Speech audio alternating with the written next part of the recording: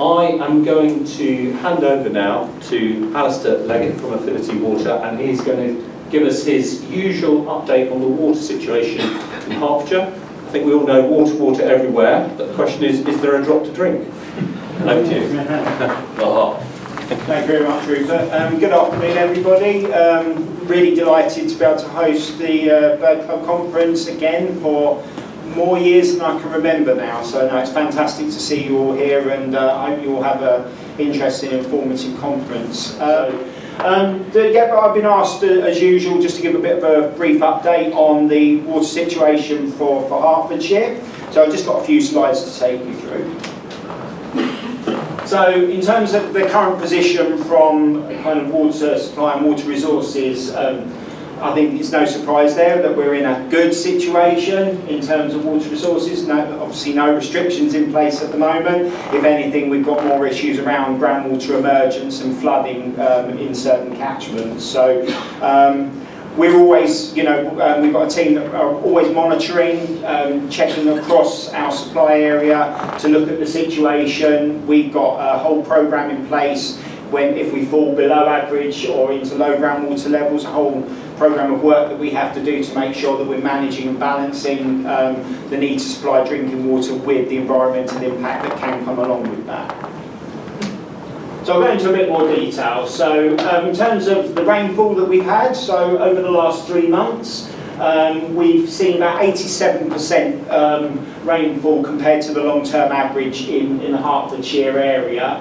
In February that dropped, that was a little bit lower, around 81%. You can see we've got 3 distinct supply areas within Affinity Water. For drinking water, we've got our east region and our southeast region. As you can see, the east region has seen a little bit less in terms of rainfall during that period, whereas the southeast region and our kind of south region around the Surrey area have seen quite a bit more. But I think it's just interesting, even in our relatively small supply area, just how much variation in rainfall that we can see over the winter period.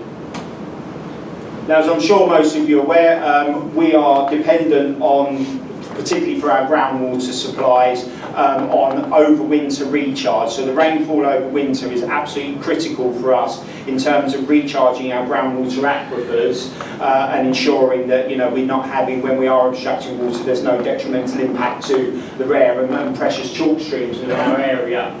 So in terms of how much of the rainfall is actually reaching groundwater, you can see there for our central region over the last 3 months, recharge, which is what we refer to it as, was about 95% of the long-term average. So what that indicates is that soils during this period are still pretty saturated, so we are getting a lot of that water percolating down into the aquifers, which from our perspective, coming into the spring and potentially into a dry summer is very important. But you can see in February that that's starting to decrease now, which means that groundwater levels are kind of hitting their peak and will start to drop down now over the coming months, which obviously in areas where there are issues around flood risk, that's going to be quite an important thing.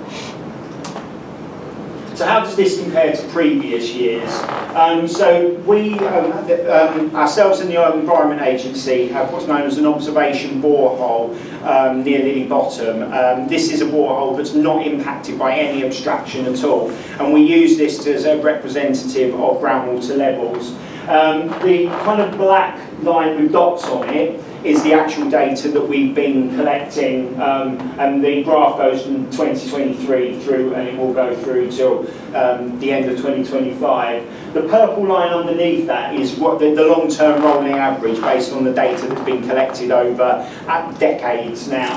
And as you can see, we are very much still well above the long-term average. The blue line there is actually the flood zone trigger, and that's where we have to start, from our perspective, looking at potential risks to our assets in terms of being flooded, in terms of losing supply because of floodwater. So we are impacted in drought situations. We are also at risk and impacted in flood situations. And what we're looking at the moment, the dotted lines that are over on the right-hand side, we forecast under different rainfall scenarios what might happen to groundwater levels over the coming months.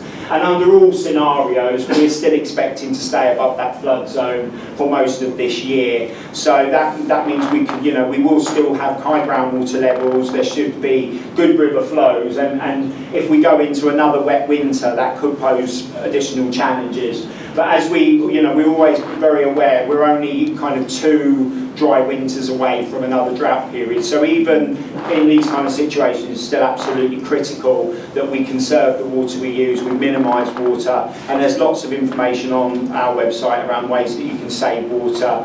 We have our Save Our Streams campaign as well, which has got lots of initiatives around helping people to reduce their water consumption. I think it's also worth mentioning here that we also look at the position now compared to other years where we've had significant flood events. You can see that probably the most significant flood event we've had in kind of recent times was in 2000, 2001.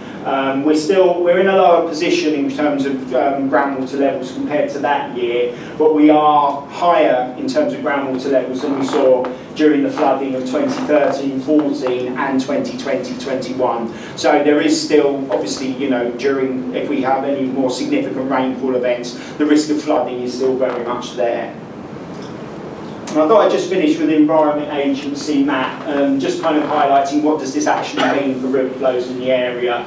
Well, as you can see, particularly around our area, we're still seeing kind of notably high, above normal, and in some cases exceptionally high. And we are seeing kind of groundwater emergence and flooding, I think in the Mimran catchment particularly, but we are seeing that risk elsewhere as well. So, it's quite unusual, I think, generally to see that variation compared to, further north, where you would probably see higher river flows during this period as well. And I think it just kind of reflects the particularly wet autumn and winter that we've had this year.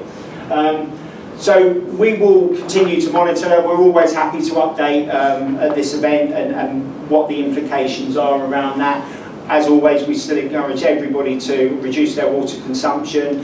If you have any questions about anything related to drinking water and the water environment, I will be around all afternoon, so feel free to come and have a chat with me. But thank you very much for your time, and I hope you have a great conference.